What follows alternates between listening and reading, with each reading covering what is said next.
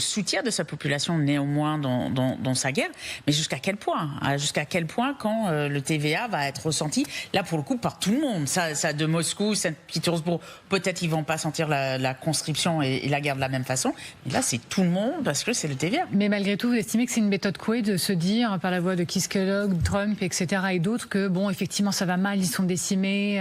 Alors je pense qu'il y a deux choses. Je pense que c'est toujours bon de rappeler des véritables chiffres de la Russie. C'est pas parce que c'est une très grande pays géographiquement et qui gesticule dans tous les sens que ça a le même budget par exemple militaire.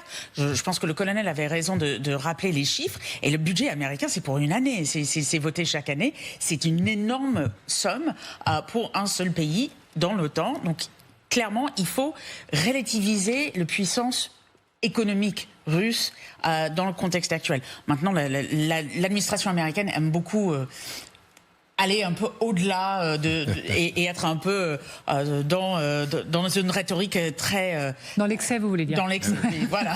Oui, mais c'est justement intéressant que la rhétorique américaine est en train de changer. Keith Kellogg n'aurait jamais dit ça avant l'échec du sommet d'Anchorage. Faut pas oublier que Keith Kellogg, il allait à Moscou il y a encore quelques semaines, rencontrer Poutine, rencontrer des généraux et dire tout ça va se régler très rapidement et on va reprendre le business. C'est pas un diplomate, hein, c'est un businessman. Et ce qui est intéressant, c'est ce changement de ton, d'autant plus...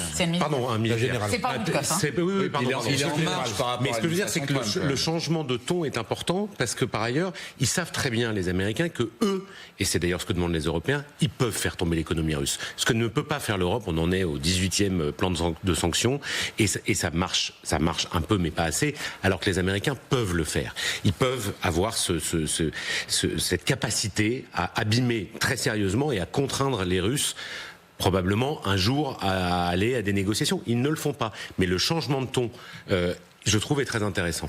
C'est pas juste le changement de temps. On entend Keith Kellogg et pas Witkoff. Oui, il y a des rumeurs à Washington que Witkoff est sur le départ et que justement on voit Keith Kellogg qui était très effacé parce qu'il était... On avait cru même à un moment qu'il avait été un peu éjecté carrément de